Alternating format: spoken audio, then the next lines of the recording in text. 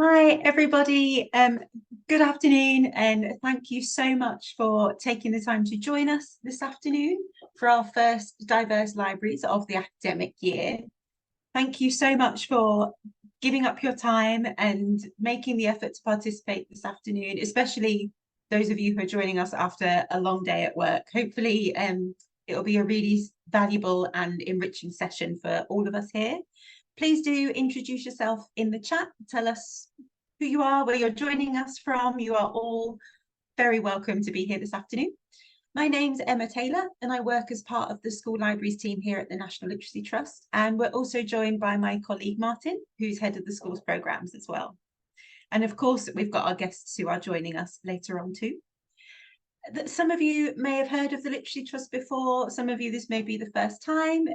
We are an independent charity supporting children, families and young people with the literacy skills that they need to succeed in life.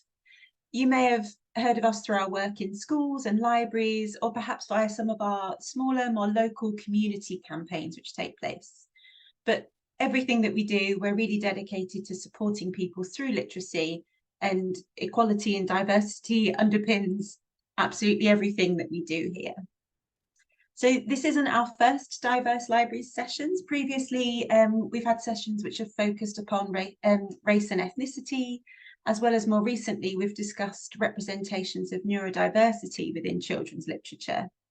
And throughout these sessions, we've welcomed some absolutely fantastic guests along the way. We've had publishers and specialist booksellers, as well as a wealth of authors, including the brilliant Elle McNichol, as well as Serena Patel. And more recently, in our last session, we had award-winning writer Patrick Ness, who spoke really openly and really quite honestly about the power that both teachers and librarians have to essentially save a life, to support children and young people to find the right book at the right time, perhaps when it's most needed. And if you are new to the sessions, and if those sound sort of something that's interesting to you, you can catch up and watch all of those recordings online as well. They're available for you. So for our first webinar of this year, we'll be focusing upon representations of Gypsy, Roma and Traveller heritage within children's literature. And our guests today will speak about both their own personal experiences, as well as discussing how we can ensure that our book collections are both as diverse and as inclusive as possible for all readers who we provide for. For both this session and our previous webinars that have taken place, we're working with our long-standing partners, children's publishers Puffin, as well as with Libraries Connected and support from Arts Council England, who enable us to run these sessions. And I'm sure from seeing everyone who's saying hello in the chat that there is such a wide range of both experience and knowledge amongst us all today. So please do feel free to engage with us by popping any questions or comments in the chat box. We will be keeping an eye on this throughout the whole session. So please don't feel you have to wait until the very end to get in touch. We'll pop your questions and comments to our guests throughout. And I will, without further ado, hand you over to my colleague Martin, who's going to introduce our guests today.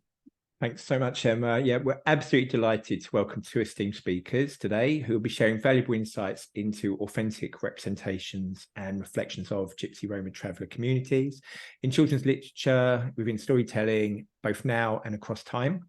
First, we're joined by Gemma Bagnall. She's a practicing teacher, subject and phase leader, and SENco, and more recently a published author.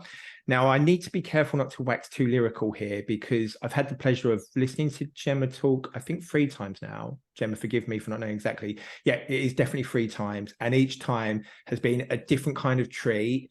I mustn't build up too much pressure because that wouldn't be fair on Gemma, because Gemma has been teaching all day and she has governance tonight. So if you want to put, I know so many of you will understand what that must feel like out there, in any words of sympathy or support or encouragement in the chat, please do, because Gemma is one of you. She's a superstar and she's out there living that life. But honestly, a really stirring from the heart speaker, and I'm just delighted and honoured that Gemma's been able to join us today. We will then be joined by Richard O'Neill, and Richard is a highly acclaimed author, storyteller, and advocate for travelling communities and how they are represented, and how traveller culture brings us all kinds of lessons around language and storytelling, and what really matters, I guess, in terms of when we connect with people around language.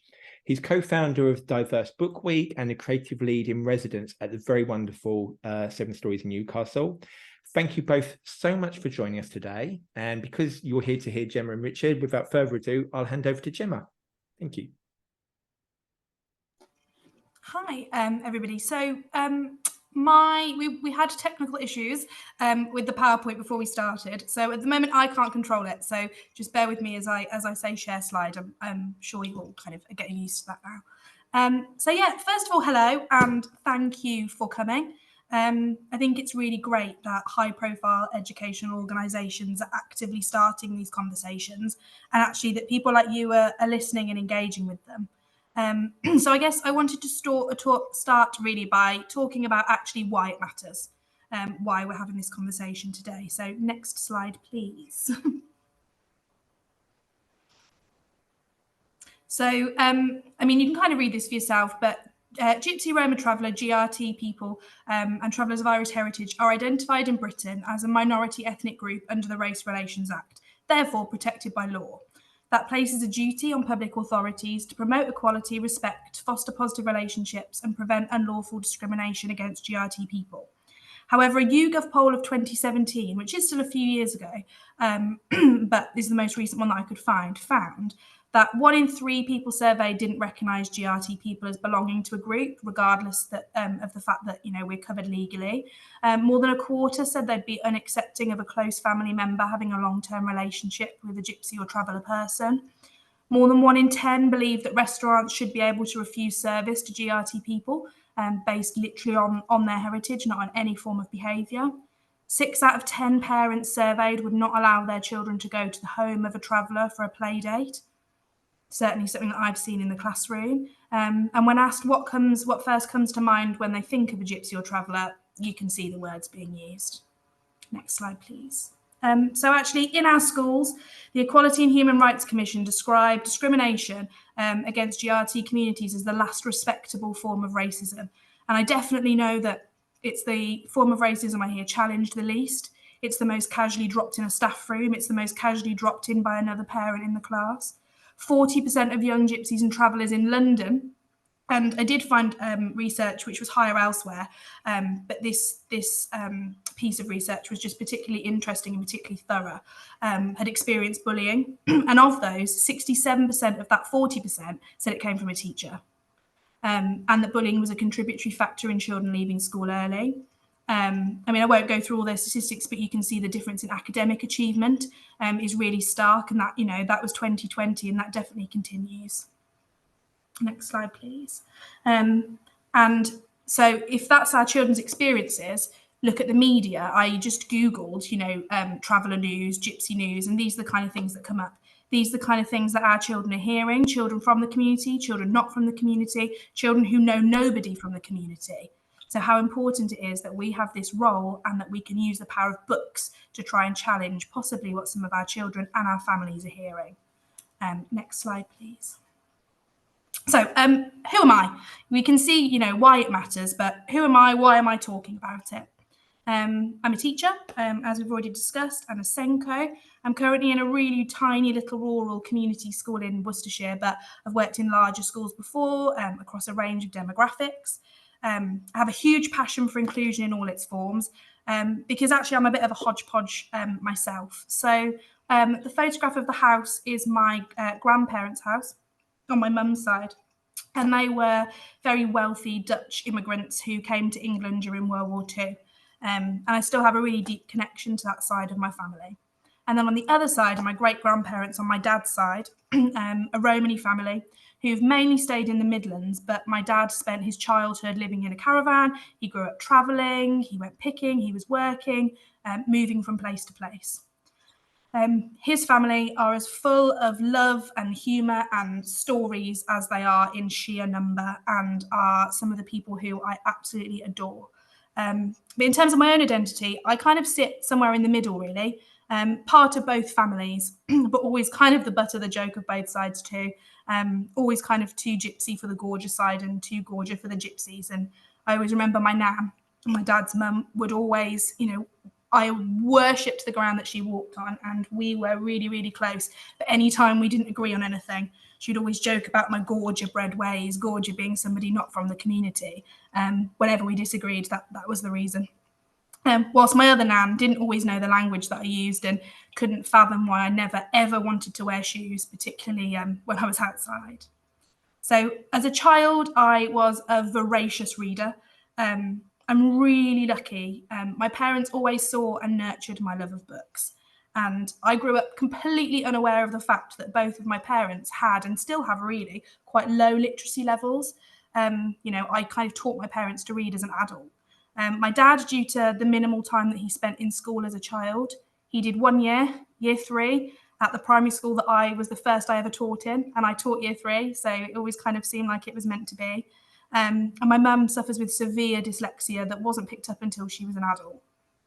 Kind of incredible, really, that they saw how much I love books and that they bought me books and told me stories and drew me imaginary worlds and painted me pictures and spent every evening reading to me.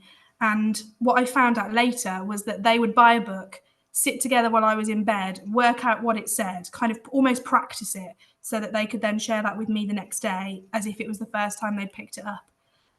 So they saw how important that was to me. I loved books, I had my head in them, but I very, very rarely saw myself within their pages as a child, particularly when I'm thinking about the GRT side of my family. Next slide, please. So if you are interested in literature more generally and haven't read Keith Oatley's Such Stuff as Dreams, it's a book about the psychology of fiction, and I would really recommend it. It's quite a heavy read, but it is utterly fascinating. And as a teacher interested in literacy, is a really, really good read. And he talks about the importance of books being world creating, but also world reflecting. So what GRT reflections did I see as a child? So I thought about some of the books that I did have. I think this is probably all of them, if I'm honest. And the first one is Grandmother Oma and the Green Caravan. And this book was actually bought for me by my Dutch nan, who'd seen it in a charity shop and thought it was quite quaint. And in the book, the family go on very, very charming, very British adventures in this beautiful green wagon that you can see on the front. However, they acquired that wagon after a dirty, smelly, swearing gypsy man who had no food had tried to break into their house, and in doing so he breaks his leg. So he then disappears, goes to hospital. We don't really see him till the end of the book, and the family decide just to take the wagon, really, take charge of it, play in it. They nearly destroy it in a flood. Then they go into town and a policeman starts shouting at them because he assumes that the grandmother in the story must have stolen all the children. They couldn't possibly be her grandchildren. So probably not the most ideal situation. Then I have a really vivid memory of Roald Dahl's Danny, Champion of the World. And I remember being really, really excited because Danny's dad lived in a caravan. He lived in an old wooden Vardo. And then I also remember being really disappointed to read that that Vardo was run down, it was tatty, it was cold, it was on bricks, didn't even move. And it's not really clear in the story at any point whether Danny's family actually have gypsy blood. And it can just be read that they're just poor country folk with nowhere to live. And therefore, living in this ramshackled caravan is just one step up from being homeless. Either way, Danny is poor, he's mistreated, he hates school, and there's more than a little crime in this book, which is another common trope in the stories that we read. But obviously, as many of you know, is not Dahl's only generalisation. And then finally was The Didakoi by Roma Traveller. Sometimes this book is now published as Gypsy Girl. It is a text with problems, but I actually loved it. The character of Kizzy, who is the protagonist in the story, she's headstrong, she's feisty, she's tomboyish, she's tenacious. She does not wear shoes, just like me when I was little. And she was the only character that I ever really identified with. But as I say, there are definitely issues in this book. At the beginning of the story, she lives with her nan, who's Romany, and she passes away. And they are dirty, they're malnourished, they're lacking in care. And when her nan dies, none of her family will take her in. So she's forced to live with the non-travelling people, the gorges in the village. They hate her, they kick her, they're horrible to her. And that didn't reflect my experience. My nan and granddad lived in Ovado. On the screen, you can see my great uncle and my great aunt in the ones that they've built that are currently in their garden. And they were immaculate. You couldn't put a cup down, everything was covered. And actually, even to this day, if there is a single issue in our family, every single person in the world and his wife will open their door to you. Throughout the book, Kizzy does change hearts and she does change minds, but goodness me, is it an uphill climb for her. And at the end of the story, essentially, she finds happiness living in a house. But she was the best representation that I did have, but only ever at home. I never, ever heard of any Kizzies in the books that I read at school or in the story times that I heard. I never found them in the library. And actually, my peers were unlikely to ever run across characters like Kizzy in their literary diets. Next slide, please. So kind of thinking about those books that I read when I was younger got me thinking, where do those depictions come from? What's led up to them? And it led to me doing a lot of research really into the role of the gypsy in literary culture, in adult books and children's books across history. Next slide. So the fact is, GRT people have always existed. In fact, humanity descends from them, from our nomadic ancestors. We started as hunter-gatherers. We started moving around. In literature too, we've always been there. Pre-Renaissance, we mainly see positive depictions, actually, either of Irish or Scottish travelling people in British kind of fiction. Within the UK, they work the land, provide trades, offer musical entertainment.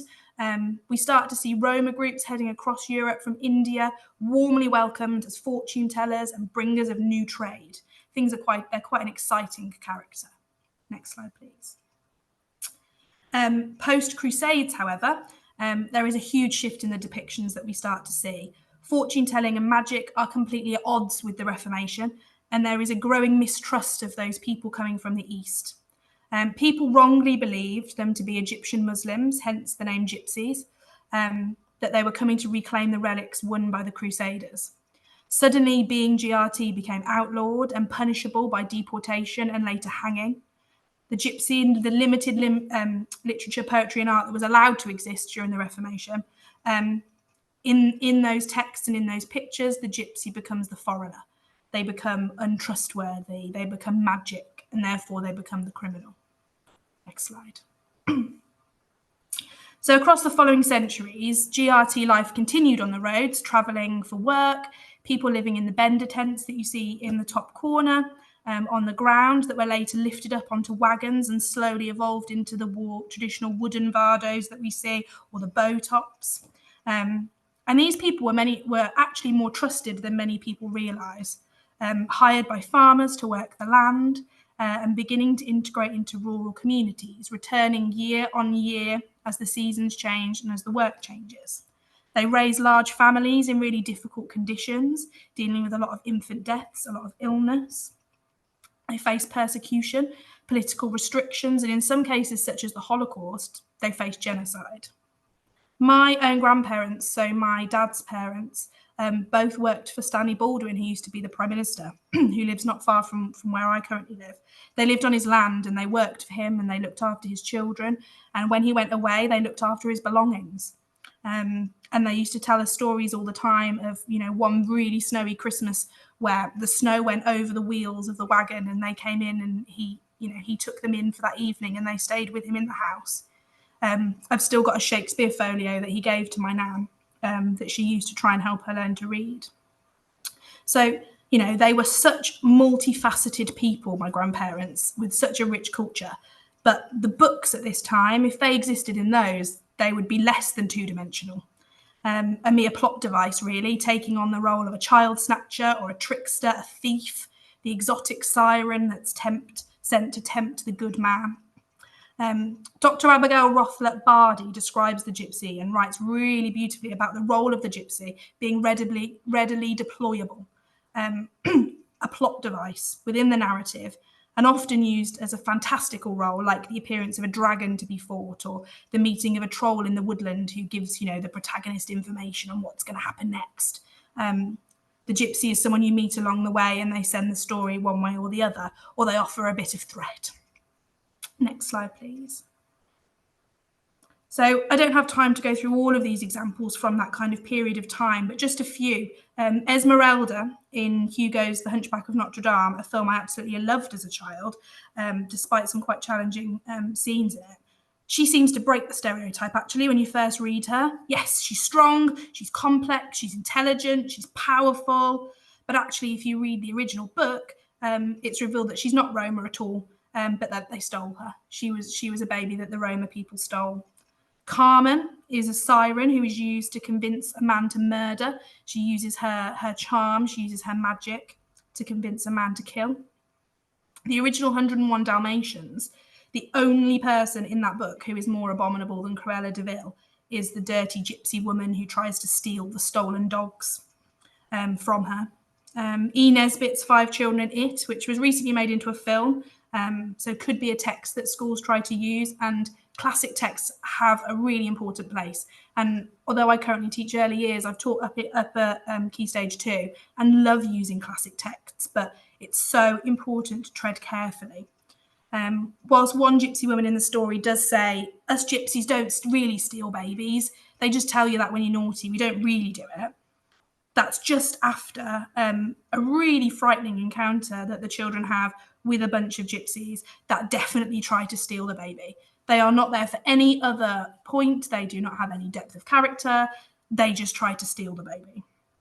They peddle that uneducated stereotype that gypsy people steal children, which still pervades actually in modern thinking and is still evident in a lot of research. You only need to look at the Madeleine McCann case to see how many false leads were that she was stolen by gypsy people. She was taken by a group of Roma people. There's a Romany studies professor called Thomas Acton who made it his mission to find all of the examples of gypsy or Roma people stealing non-gypsy and Roma children, and he couldn't find any. He went looking for them and he could not find them, but he found countless examples of them in books. So as you can see, for much of our history, as with many, many cultures, literature has only really served to peddle that stereotype and deepen misunderstandings surrounding GRT people. And what's more, historically low literacy levels amongst the community have left those depictions unrecognised and unchallenged. Next slide, please. So as we move into the latter 20th and early 21st centuries, literary representation of GR cultures has remained scarce, but there is improvement. Things are starting to change. It feels like a really positive time at the moment. We feel very early in that, but it feels like things are starting to change. So we're going to go on to explore a little bit more about that in a moment. But up until recently, representation still really mainly centred on assimilation of children into a normal society, books written to challenge stereotypes, books written by authors, and I've seen this in quite a few biographies of authors writing some of the books that we're going to talk about, where they've said they want to write about the child that no one writes about. So amazing that people are seeing there might be a gap, but actually the child that no one wants to talk about doesn't sit well. Or books are written for the non-GRT child, trying to make people more empathetic, more understanding of the GRT child who's written as different and challenged and misunderstood. We need to pity them, give them a chance. Many characters up until recently have been introduced as the stereotype to be broken down. We see the child who starts school and the other children ignore them. We see the child who starts school and the parent tells them that that child's dirty or that child's different, and it's up to the non-GRT child to work out for themselves something different. It's not to say that the modern GRT family don't face struggle. You know, we all read the statistics at the start of me talking, and, you know, even today, nomadic people are facing the policing bill, which, if you do any more research, has going through Parliament, where, you know, parliamentarians were being given power to destroy people's homes if they have an intention of staying on an unagreed piece of land, even if there's nowhere else to go. Only yesterday, a Traveller Action Group met with parliamentarians to discuss the current experiences and legislation. So there is still struggle, but children, both GRT and not, deserve to have multifaceted characters in their books that reflect their multifaceted selves and to see themselves in narratives of joy. We still see very few incidentally GRT characters, and even fewer celebrations of them and their culture. And even fewer still who really enjoy school.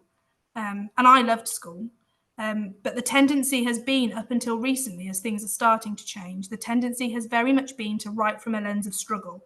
And that is beginning to shift, but the shadow is still there. The child who can't read, the child who's mistreated, the child who is unwelcome, the child who goes to a new school, makes a lovely friendship, and then has to move on again. And even though things are improving, the pool is small.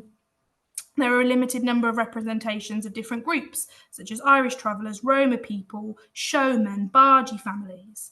We're only seeing small pockets that celebrate the storytelling traditions in communities, the art skills, the workmanship that they bring, the strong family, the morality, the musical instruments, the songs of different travelling cultures.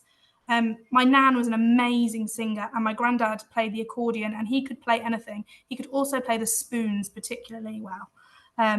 My great uncle, who you can see in the picture, could barely read and write a word, but could build those vardos from scratch in his back garden.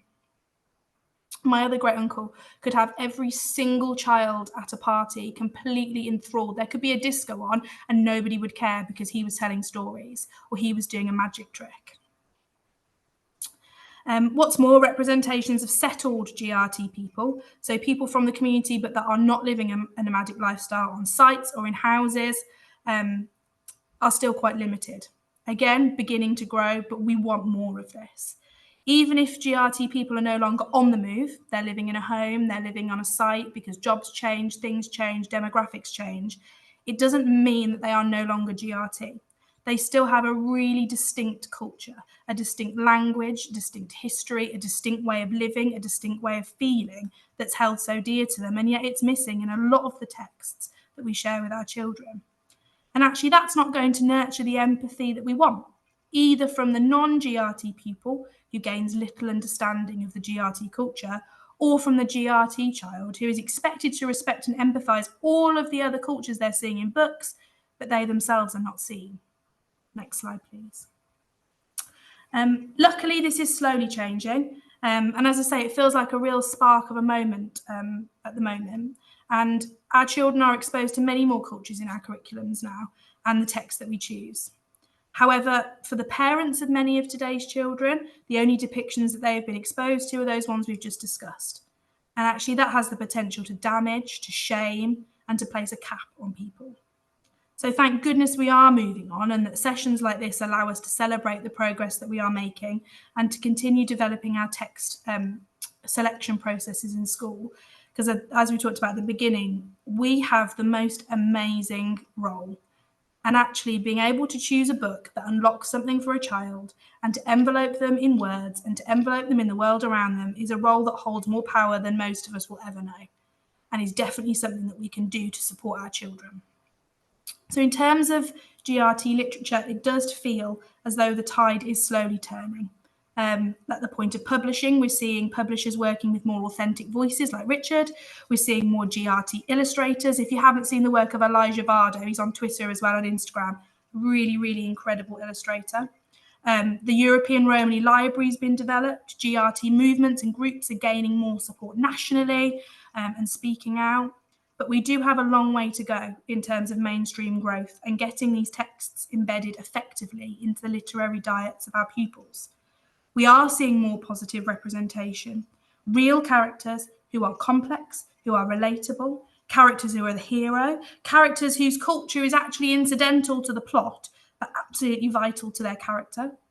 Plots that can only be resolved thanks to a skill that a child has gained through being part of that culture. Characters that reflect those children reading the books. So on the following slides, I've put together some texts which feature GRT characters that you might consider using in school. Some are written by authentic voices and some by people who've worked really closely with authentic voices, with people from the community. I have a list of texts that goes on my Twitter, but I've given it to Martin to share with everybody. I try and update that as regularly as I can, and I definitely need to make it a live document so that can be improved.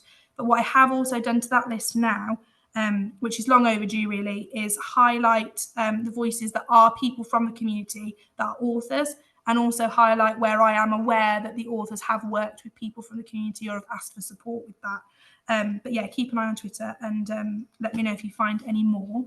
So these are some of the picture books. If you just go back a moment, sorry. These are some of the picture books and the early reader books. Or on the bottom, you'll see loads of Richards. And normally, if I wasn't speaking at the same event as Richard, I would be waxing lyrical about how incredible they are. But I'm sure he can absolutely do that himself in a moment. But there's a few on the top that I really, really like. So Wee Bessie is a lovely, lovely book by a really authentic voice. So written by somebody from the community with beautiful, beautiful pictures. The Django, written by Levi Penfold, although from what I've found out about him, isn't from the community, is a fantastic way to open up into looking at people from the community through a historical lens. And it's based on the life of Django Reinhardt, a jazz musician, who he was involved in a fire. So his wagon burnt down, and during that he lost the use of some of his fingers. And yet he then retaught himself to play the banjo with the use of only 2 fingers. So, you know, if you're doing an assembly or you're using a character from history to talk about, you know, perseverance and those values and challenges we want to discuss with our children, it's a really good book to use. Next slide, please. What's really great is we're starting to see phonics and reading scheme books starting to understand that there is a gap here and that our children need to see themselves when they're learning to read as well as when they're being read to. So some of those on there were written by me, some by Richard, and I know that there's other reading schemes who are currently reaching out to GRT authors as well. So keep an eye out for those. Thank you. Next slide. Chapter books for primary. Some really nice authentic texts. Romany Johnny Joe was written, I think I've got it somewhere possibly, was written by a traveller author, by a lady, and she is amazing in that she just captures exactly what it is to be a young lad in this book. And if you looked at it, it's probably not one you'd pick up and think, oh yeah. But there was a boy who I taught at my previous school who hated reading. He hated school. We were really, really struggling with him. And I gave him this book and genuinely it changed everything. It was the first time he'd seen his language. It was the first time he'd seen the things he was interested in. This was a boy who didn't even want to write, who asked me in year 3 if I could photocopy the pictures, and you see them there, so that he could colour them in and take them home. So a particularly lovely one there. A word of caution with any of these books: read them before you use them.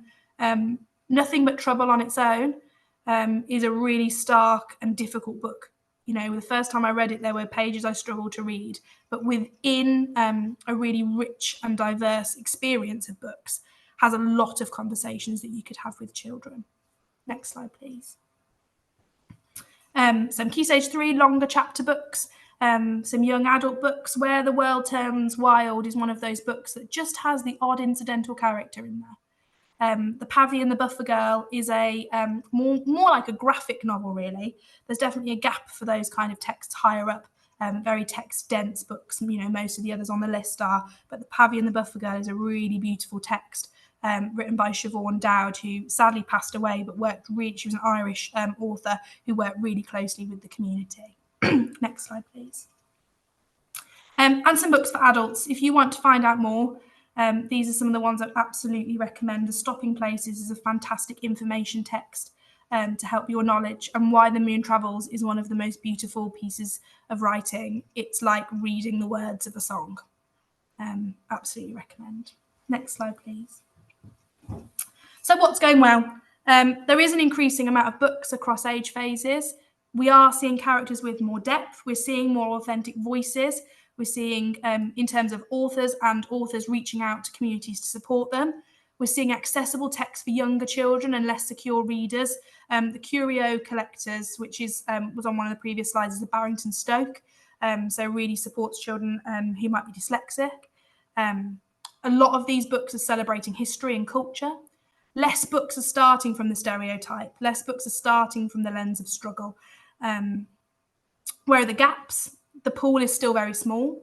It's growing, but most of the ones I can find are on that list. Lots of the books are set in the past, and they are so beautiful and so powerful and so rich, but also, where do they sit now? There are still few other formats. There aren't as many graphic novels or novellas, particularly for older children, particularly if literacy is an issue. I think there's definitely a gap there. And it would be great to get more meaningful non-fiction as well. Next slide, please. So, yeah, I just thought, before I leave you, just a couple of things really that you might want to think about if you're deciding how to incorporate GRT texts into your curriculum, into your school. Number one, read them. Listen to your gut, ask other people to read them. Find out who wrote the book. Are they an authentic voice? Not every book needs to be authentic, and I absolutely believe in that wholeheartedly. But where those books are there, they're a really rich, powerful source. Who is involved in editing them? Some of the books on the list, such as Hercules the Younger, although the author isn't GRT, they reached out to me and asked me to read it and see what I thought and give them some tips and tricks. Do the GRT characters have depth? Do we see their perspective? Do we see them grow? Are there any incidental characters? Are they role model material? If books are mirrors, then does the character present a reflection we want our children to see? Does it challenge that media portrayal that we saw at the start? Does it feel tokenistic? As teachers, we read books and it's sometimes quite obvious when you think, I can see why that person's been put in. I can see what box they tick. What does the book tell the child from the community? What does it tell the child who isn't? What does it tell the child, a bit like me, who straddles somewhere in between and wants to find their place? What does it tell the child who doesn't know anybody from the community and all they see is the news and all they see is the media? What does it tell them? Next slide, please. Have a look on my Twitter too. Using GRT texts. Are they actually in your curriculum? Do children meet GRT characters in the books they study in English? Do they have a chance to dig down and deconstruct? If we do, amazing. Do we provide context there? Do we make the most of that history opportunity, that culture opportunity? Are they present in the books you read at story time? Have your early years and Key Stage 1 teachers got some of those books just in the box by their chair that they read at the end of the day? Are they freely available in our libraries and in our classrooms? Is there more than one of them? Have you gone, right, okay, and it's really easy to do, and I know I've fallen into this as a literacy lead myself and thought, right, this area isn't really covered, let's get some books, let's put those there. Great starting point, but are we building from that? Are they read for pleasure, and who by? Are we only directing GRT children to these books, or are we navigating all children to them? Next slide, please. What else can we do? Get to know your families. Just because somebody might not have GRT written on their form doesn't mean that they're not part of the community or that they're not involved or that they don't know people who are. Harness the power of oral storytelling. It is so integral to GRT culture and tradition, and it's something that we do in schools every day. You won't walk into an early years classroom or a Key Stage 1 classroom where children aren't telling stories. Hopefully you won't walk into a Key Stage 2 classroom where storytelling isn't part of the curriculum. Are we just mentioning how important those storytelling histories are? Are we talking about, telling stories around the campfire, telling stories when times get hard? Are we using those links in forest school, that sitting around a campfire, the role of the fire, nomadic living? Know your local history and the role that GRT people have played in it. Where I come from, we have lots of canals, so therefore we look at trade and bargee people, got a lot of farmers. We've had, not in my current setting, but previous setting, the family that own the local fair were part of our school. Are there any famous people from your area? We've got Robert Plant lives not far from where I teach, from Led Zeppelin, who has Romany heritage. And lots of the schools discuss him, and lots of the schools listen to Led Zeppelin, but very few make that link. Look at your curriculum.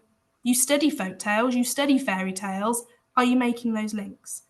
Are any of your historical figures from the community? Do you include nomadic and settled GRT homes when you discuss where people live, when you do your homes topic, when you do your junk modelling and reception? Do you look at the art links? Canal artwork is so beautiful. And there's such a rich heritage in Romany artwork, particularly, and in bargee people artwork. Are you making those links, particularly if you live somewhere where there's a lot of canals nearby? Do you look at traditional music and instruments and the history of handcrafted instruments? Do you celebrate GRT History Month in June? And actually, if you can see a gap, tell people about it. Get the message out there to publishers. Get the message out there to the educational, facilities that you use. Say to, I mean, Twinkle have got a little bit better. I've questioned a few things, but, reach out and go, have you got this? Or it would be really great if you could do this. Or reach out to your phonics scheme and go, oh, I know other phonics schemes have got books with GRT characters. Have you got any? Get those balls rolling, because teachers can only teach the books that publishers publish. Next slide, please. So I think this is being sent out to you, so I won't go through them, but I have just put a few sources of information and education on there for you, of some really great videos you can use, some really great information sources that are really worth having a look at. Next slide, please. And that's me. I've got no concept of what time it is, but thank you for listening. You can catch me on Twitter. Oh, my days. Bless your heart, Gemma. What you covered there in terms of history, heritage, titles, practical advice, goodness gracious, you miracle worker, and you certainly should never worry again, although I worry every time I speak. So I think that's what it's about, not being complacent, and you never are. I won't linger too long. I had one question, but you've actually covered it in your evaluating text slide, because we were going to once again flag that you've really kindly agreed to share the list, as you have done on Twitter, so generous. And that you've got your own caveats on there about reading beforehand and, variations possibly in quality. So we'll move on to Richard, and then there's a question. I don't know if you can linger it till the end. I don't know, but there's a question that we'll do as a shared one at the end. And what we'll do instead is now move on to Richard's session, and I'll hand over to Emma to introduce. But thank you so much, Gemma. Yeah, thank you, Gemma. That was absolutely fantastic. And I know that the teachers and librarians who are on the call as well are, I think, frantically scribbling down some of your book lists and book recommendations. So it's great to sort of get the ball rolling, get it started as we are here. Now, again, one of the authors that you mentioned is one of our guests this afternoon. And as Martin has with Gemma, I've also had the pleasure of meeting and hearing our next guest speak at the wonderful 7 Stories Centre for Children's Books.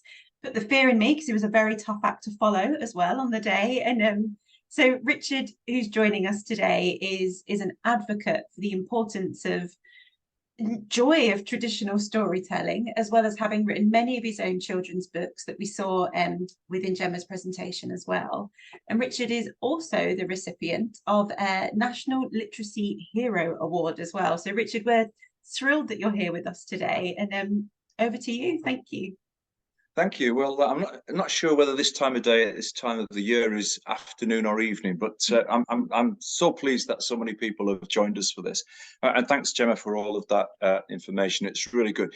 When I was a kid at school, there was no books. There were no traveller books. Obviously, there was Enid Blyton, but they really usually weren't in school. There was no picture books or anything about travellers. So I need to start at the beginning and tell you a little bit about me. You can tell from my accent, I think, that I'm from the north. I'm from a place called County Durham. And County Durham is, I'm just going to put my glasses on, there's a little sign come up there, but no, we're fine, okay. So I come from a place called County Durham, and I come from the northeast of England, and I grew up there. Now, I am one of these, I guess, one of the last people around who was born fully nomadic. So when I was born as a kid, I was born in a place called Peterlee. And Peterlee, for those people who know it, is called after, it's a new town, and it was called after quite a famous man in the area who was a mining engineer and did lots of good stuff. So when they built this new town, they called it Peterlee. And when I looked into the history of Peterlee, then I found out that Peterlee was also from a traveller family. He had a heritage. He came from Greater Manchester, a place called Oldham. So it completed a little bit of a circle there. And that's how it's been, I think. And I want you to think about us traveling people, even though we live in houses or we live in apartments or flats or caravan sites, we still have a nomadic mindset, and we still think very circular. That's why storytelling, traditional traveller storytelling, is so powerful. It starts, it takes the listener on a journey, and it brings them back safely. That's how it works. Now, when I was a little kid, and I lived in my trailer, as we would call them, and we were fully nomadic. We had no caravan sites. We had nothing like that. And we moved around from place to place, just as my dad had done in a horse-drawn wagon before me. Now, as we're traveling around from place to place, then it got harder and harder. And eventually, we lived in a house for a while. When I was 4 years old, now back in the day when I was a kid, you went to school when you were 5. There were no nurseries or anything like that. If your birthday was in the summer, you went in September. If your birthday was in February, like mine, then you started at Easter, like 2 starts in the year. Now, most kids couldn't read before they went to school, but I could read. I taught myself to read at 4. And I believe there are 2 reasons for that. One, I was fascinated by words, and I saw these things called books. Now, even in modern caravans, you don't see bookshelves in caravans. You see wine racks in some of these touring caravans, but you don't see bookshelves. So books were not really a part of our culture. Stories were our culture. We learned everything we wanted, everything we needed from stories. We were fantastic communicators. And it's really interesting because these days we talk a lot about oracy. I call it storacy, actually. We talk a lot about oracy, being able to communicate really well. And we had that growing up. We were very, very fortunate because our learning, our living, earning your living as a traveling person depended on how you could communicate with other people. So I was very lucky. I was surrounded by story. I was steeped in story. That's all I knew.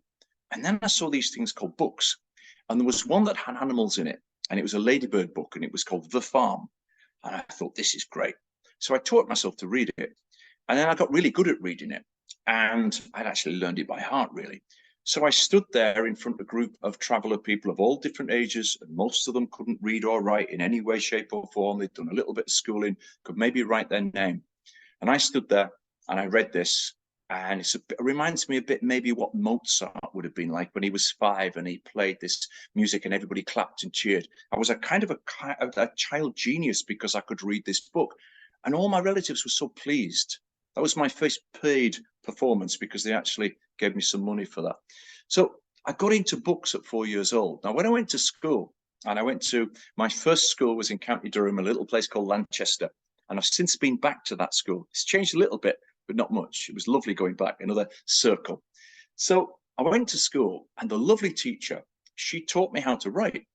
Now, this was a really empowering thing. And we talk about children, and I'm a big advocate of writing. I run all kinds of writing courses. I write all kinds of things. I write screenplays. I write books. I write lyrics for songs. I do a lot of writing.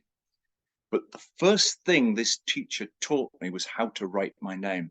Now, I can't tell you how empowering that was to be able to say, actually, now I exist in written form. And that is what it was like. And that's what it is still like. I was down in the south last week. And for a child, a traveller child, to see a book that positively represents them for perhaps the first time in their life is a massive thing. I'm supposed to be a wordsmith, but I can't adequately describe that for you. It's a huge thing. Now, for me, going on from that, and now, the other thing is we talk about inclusion and diversity, and it's really, really important, of course. But you see, when you come from a particular community like mine, it was a very closed community. And then I moved into the settled community or the Gorger community. And I didn't realize I was different till I went to school for the first time. Nobody had told me I wasn't different. I was the same as everybody else.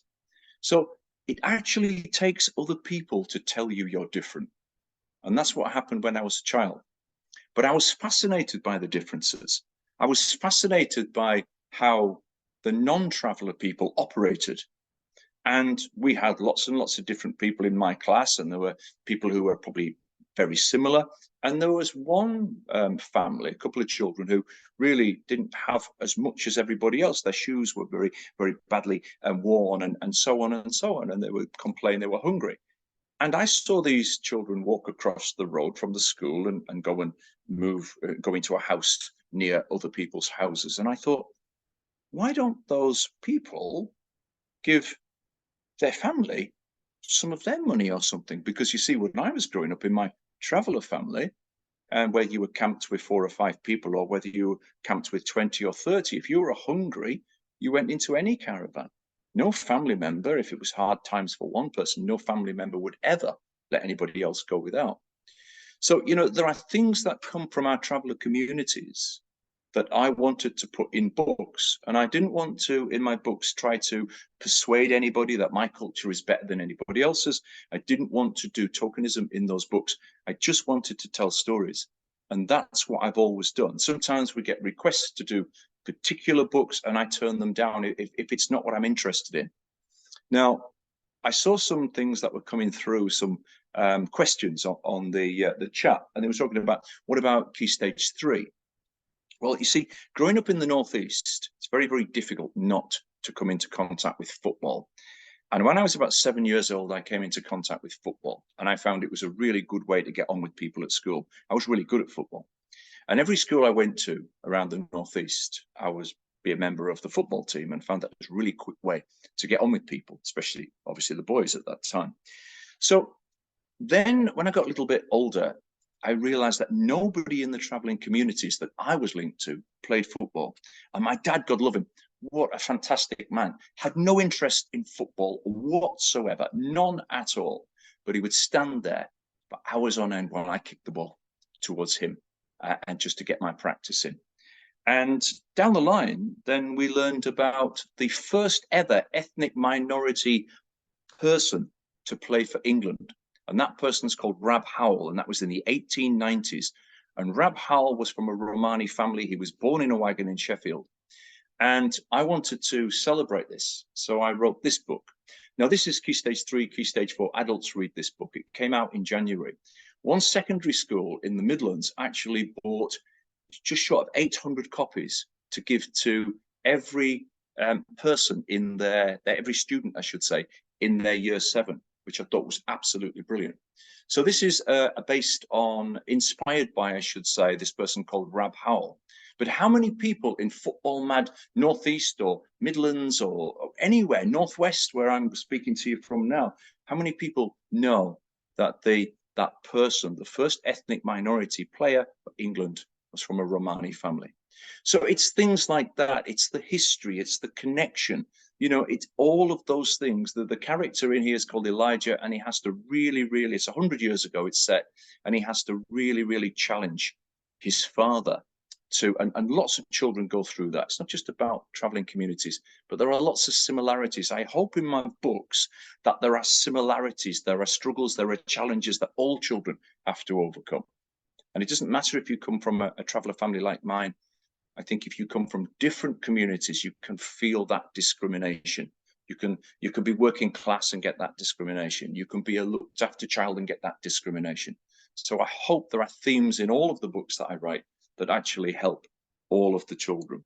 And that's what I wanted to get across. Now, I wanted to leave some time for questions because I saw a lot of questions through, and I'd rather sort of answer the questions. I think that would be much more use to you than me telling you a little bit more about my books, because you can kind of read them for yourself. But there's one more thing I wanted to say. And I was at an event and I was signing some books, and a child came up to me. She'd probably be about 9. And she came up to me and she said, Mr. O'Neill, she said, you know those stories that you told? And she said about a specific story. She said, will that one be going in a book? And I said, not that one. I said, it wouldn't like it. And she said, yeah. She said, because it would be trapped, wouldn't it? And then it wouldn't be able to do anything about it. You know, I work in schools every week. I have 2 or 3 visits a week if I can fit them in. And it's the greatest thing, because you know what? Children are the best of us. They really get it. They really understand it. So I'll leave you with that thought. And then I think any other questions, any information you want, I think we'd best answer through the questions when I look at the time. So if I hand over to Martin, and then he can sort of field some of the questions that both myself and Gemma, does that sound like a good thing? Since we've only got left. It's a very generous thing to say. Before we do, and I won't talk too much because I can talk for England, but I love that what you said about the book, the conversation with the child and getting trapped, because actually when you have a book, sometimes talking to children about when you read that you're the voice of the book now, that is one of the most empowering things. But to know that story goes beyond that, and we've talked about how primal story actually has become for humans over, you know, what's quite a small chunk of evolution if we think about it. It's just so important. I think Emma's got something to say first, haven't you, Emma? Before we move yeah, well, firstly, thank you.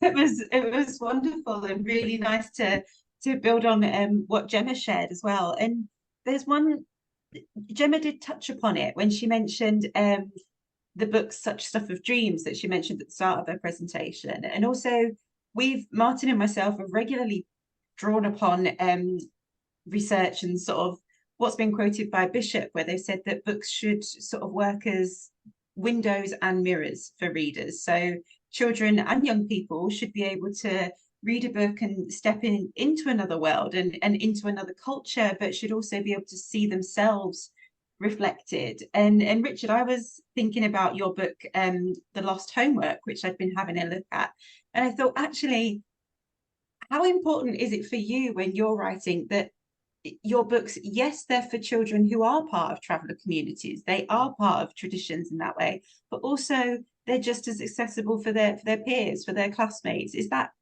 in your mind when you're writing? Of course, yeah, absolutely. There are common themes, aren't there? You know, I can remember once thinking, I was quite a studious child at school, you know, when I was at school, which wasn't all the time. But, you know, I was in school, 2 schools yesterday and Monday in South Yorkshire in Rotherham. And I said, how many people here have forgotten their homework before? Loads and loads of us have forgotten our homework. There are common human themes, you know, and I think we have to think more about inclusion than diversity sometimes, because, you know, if you go to schools a lot like I do, lots and lots of things happen. And I see somebody's just popped up with something there. Martin's put on there. There is windows, books are windows, aren't they? But they're also sliding doors.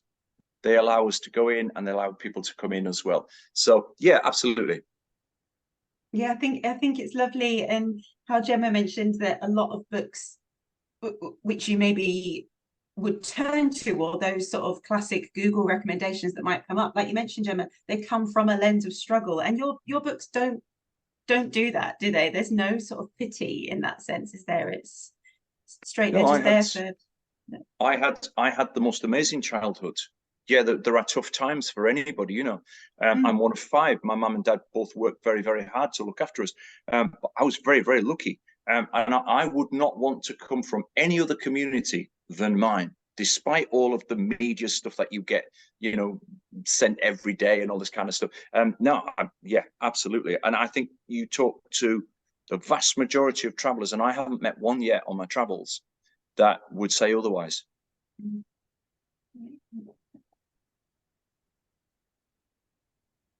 Can I come in with a question there, Emma? Yeah, please do. Yeah. And I reiterate the thanks. I was sitting there. I got distracted at one point. I did a live tweet. I thought I better not do that anymore. So I focused on Richard's session and seeing all the love in the chat. I'm really so pleased that you were able to join us today. And I just thank you so much, because it's wonderful we can put this out for free for people. And that's also thanks to the support of Penguin Random House, who fund World of Stories programs, which this is part of, and also the Arts Council England. There's one question that I think, Emma, it'd be fair to say it almost links back to our final webinar of last year, because we had a webinar with Patrick Ness and Barbara Band, and it was about how to handle difficult conversations, because with the drive towards inclusivity or diversity or equity or whatever we're trying to do, you know, I mean, I'm going to be really frank. I live in an area where that can be quite challenging, and I've had to challenge that. You know, I've got a family where we're not all white, but it's a largely white environment, and we see more than our fair share of racism. Let's just say that, you know, it's a town that's on the far right watch list, and so those conversations can be challenging. It can be challenging for teachers. It can feel like you're being put on the spot. And we've got a question that I think is just, you know, really grounded in context. And so it came up very early in the chat. This, I'm afraid I haven't noted who asked the question, but a very specific question about our school, which is close to Appleby. There is a lot of tension in the community during Fair Week every year. I would really appreciate any tips, resources, etc., which could begin to tackle some of the views held by pupils about GRT communities. Now, I think a lot of the practical things that we've talked about and the ways by which, you know, raising awareness is going to be helpful. But is there anything that you might want to add to that question, which I think is a really good, honest question, actually? Yeah, it's a perennial question, and it's really interesting. I'm not trying to be flippant here, but you know, do we ever do anything with schools around Glastonbury or the Leeds Festival or any of these other festivals that we have? What I would say to you is, when we look at Appleby Horse Fair on TV, they will report every incident, and you get these incidents at every big thing. But how many people here listening to us tonight know how many crimes were committed at Glastonbury last year, this year, at the Leeds Festival, and so on and so on? But to answer your question, I'm actually going up to Cumbria tomorrow. I'm going up to a place called Greyrig, which is, if you're in that area, you'll know is near Kendal. And that school wants to do something. They want their children to get a different view. And I think if we can get that balance, if we can show that, you know, yes, there are people in the traveling communities who sometimes a minority who don't behave very well, but there are people who behave very well, but we don't see them in the media. This is a media thing. And all of you as teachers watching this tonight, let me ask you this question. When was the last time you saw something in the media that was positive about you? We have to tackle that. We have to show the positive. So what I would say to you is, all those resources that Gemma's talked about, there's people, not just me, you know, it's not just me out there, but there are lots and lots of people like myself who will go to places. Absolutely. I can see Clarity. Yeah, just email me through the website, Clarity, and I'll see what I can do. So it is just about bringing somebody in and also giving confidence to the teachers to challenge that. Yeah, I think that's really important. And I think being honest, that's why I wanted to stress the honesty that was within that question, because I think people are almost sometimes worried about admitting, I don't know how to handle this, or I'm nervous about getting it wrong. And I think that's what we were trying to address with that initial webinar last year, and as well make people feel good that, you know, look, the efforts you make are really, really important, because it was at the end of the academic year, so you can imagine how tired people are. But I think that's just such a brilliant thing, because you can find all kinds of crude media manipulations of all kinds of communities or events. So that, and then as a teacher, my goodness, my daughter's a teacher, I was a teacher, my best friend's a teacher, Em's a teacher, you know, Gemma, you know, someone I do count as a friend, I would say. How many times have we had to be the bigger people, or, you know, set someone straight, even in your own families, that if you think it's so easy, come and do it. You know, if you want to be a social worker, and I better not get on my soapbox, I think I better move on. But that was a brilliant way to frame it for us, Richard. Thank you. Gemma, I don't know if you had anything you wanted to add. I mean, I literally have dealt with that very, you know, very specific incident myself when the Appleby TV show, there was a program about it, that showed, you know, all the people in the village boarding up their windows and stuff. And I was working much higher up at the time, working in Key Stage 2, and we did have a class discussion about it, but obviously I felt much more able to have that discussion. And we did look at statistics, and we did look at other events in the news. Oh, yeah. And then I essentially did an assembly about it and bought photographs of when I'd been to Appleby, and Stowe is nearer to us, and, you know, brought in photographs. And then some of the teachers who were doing, it was really lovely actually, one of the teachers was doing recount writing, and so asked me, could I write her waggle for the lesson? Could I do her what a good one looks like? And could I write it pretending that I was doing my recount of going to the fair? And I did, and included loads and loads of positives, and had one little sentence about, you know, oh, I saw these things happening, I'm glad that got dealt with, you know, kind of thing. And just did it through literacy. What I mean, I'm a nightmare for hearing things and going, oh, I've got an idea, let's put on a show, sort of thing. But it's making me think. We do lots of work in critical literacy, so I might follow this up with the relevant teams and say it could be something that, you know, we could look at, because what you've just described there, that would be an incredible resource and piece of work that we might be able to share. So Gemma, I know, you know, you're so busy, but I might come and knock in. Yeah. And Richard, of course, as well. I think that could be really powerful. Emma, I got so caught up in the answers there. Have we taken note of any other questions that have come through? No other questions coming through, but just lovely comments as well about what's been said. Rings true completely, and it's been really lovely to see. Gemma, when you shared other books as well, just to see the range of publishers, I think, where you said it feels like a positive time and it feels like you're maybe at the start of things happening, but to see publishers like Barrington Stoke, like Walker, all on board with these positive representations, rightly so, as it should be, it's lovely to see that happening. We've got, I mean, we've got mainstream publishers on board, but there are still some who aren't working with Gypsy, Roma Traveller, and I think we need some kind of initiative to get some newer Gypsy, Roma Traveller writers in there. You know, so I think we need a major publisher to do that. You know, we publish with Bloomsbury and lots of other publishers, but there are still some publishers who are not working with us, and they should. Yeah. I mean, we're always talking with publishers, and it's something that we can certainly, you know, factor it, because it's so important that we're mindful of the things that we are doing and how they can further extend this type of work as we go along. I am just conscious there was one particular question that I wasn't able to answer because it was at that moment I was excitedly live tweeting a picture.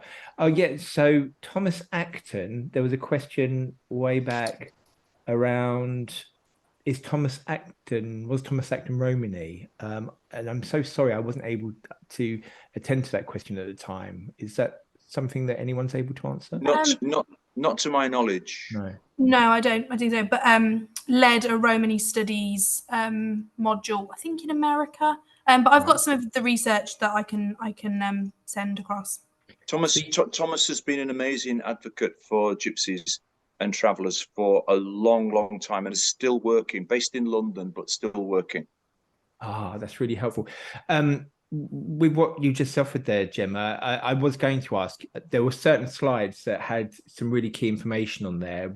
Are we able to share some of your slides that have like links to further information? Yeah, absolutely, share away.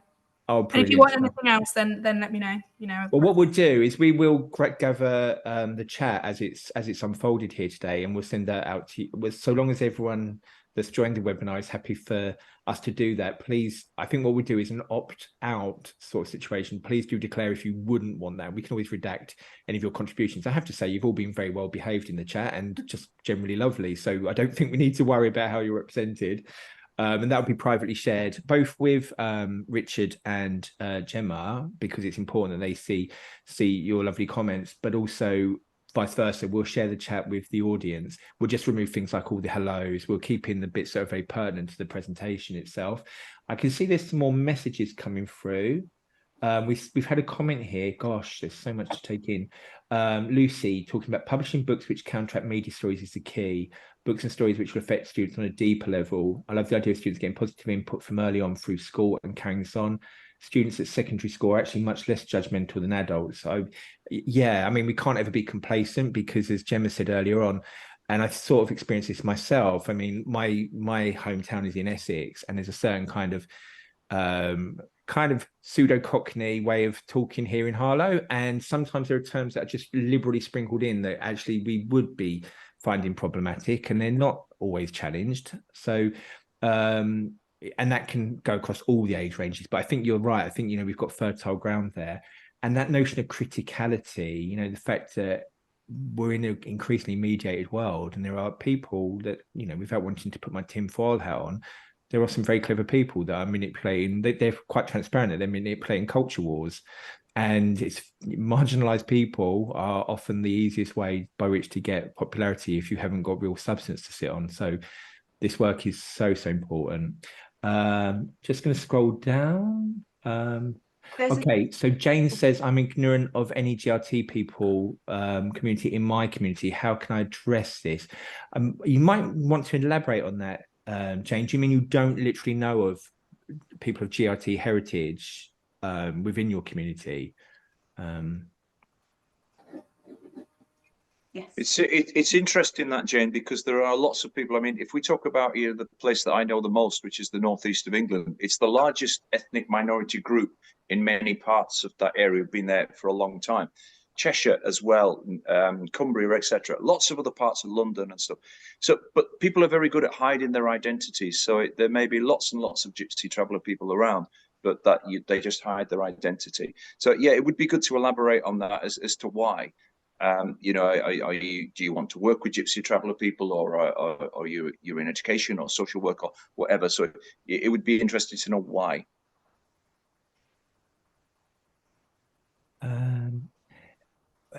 There were so many comments about sharing. I mean, Yeah. I think that's testimony to how generous you've already been with your knowledge, your experience, and your heritage, that we just are getting so many requests. Rest assured, Christine, Joanne, and more, that we will share everything that we possibly can. I mean, of course, Richard and Gemma have been so kind with their time. We're a charity, and we are dependent on people's generosity, because we pay, but we don't pay going rates, and so there is a great degree of goodwill here. So we just need to be mindful of that. But we will share the selected slides that Gemma's happy for us to share, the list that's been put together. And I know there was that question around, can Richard visit? And I can fully understand why you want Richard as soon as possible. I think, Richard, from your Twitter, is it fair to say you're already pretty heftily booked up till next year, or am I mistaken? I am, but you see, I always leave little gaps for special people. So it's part of, don't tell everybody, because the website, I'm always keep going about 6-7 months ahead on the website, but I always leave a few gaps. What's said in Diverse Libraries webinar stays in Diverse Libraries webinar up to the point, yeah. Apart from when it's sent out to everybody, yeah, okay. Apart from that, yeah. It's been on YouTube. Richard, if a school does want to get in touch for either a talk with their teachers or for a wonderful storytelling visit, is the best way for them to do that for you via your just website? through the website, yeah. If you just type my name, Richard O'Neill Storyteller or Richard O'Neill Author, I'll come up. The website will come up, and then you can click through. Excellent. And there's just a lovely, I'm aware we do need to wrap up and people need to leave, but such a lovely comment from, again, I've just lost the name in it, but someone that said the webinars made them feel really comfortable and really happy and exploring their own heritage as well, where they've got GRT family. So that's wonderful. Thank you, Margaret. She just put my website up. Thank you, Margaret. Oh, brilliant. Oh, well done, Margaret. Margaret, do you want to come on the team? Because it's quite hard to manage it all. I was trying to put links into Rudine Sims Bishop. I was trying to put links into our Diverse Libraries webinar. I was just lovely comments. Just thinking that might help a couple of people. If you don't have much contact with your local council, your education council, get in touch with them, because quite a few education councils do have traveller education service teams that, although they might be more working within the community, do have resources for schools. I mean, Worcestershire, which is mine, produced some really nice books. There was one called like A Cushy Place to Live, made by the local children. And I mean, even last night on Twitter, I was recommended quite a few. There was like a Nottinghamshire one of local books made by local people, little counting books. There was a book about wellies. So although we don't all have access to those, get in touch with your council and see what is there. And that will also help, with your local area knowledge as well. That's honestly brilliant tips all round. Now you've been brilliant, because we're bang on time. We actually normally struggle to finish, and then people, they don't get cross with us, but they're like, oh, I've got to go now because I get locked in, which is very officious caretakers as far as I'm concerned. I never got locked in at 5:15, but good on them. Emma, I'll let you wrap up because I've said too much, but Richard, Gemma, I can't thank you enough, honestly. What at this stage of the year, when it's getting dark and it's towards the end of an autumn term, what an absolutely enriching and an uplifting thing to hear you both speak.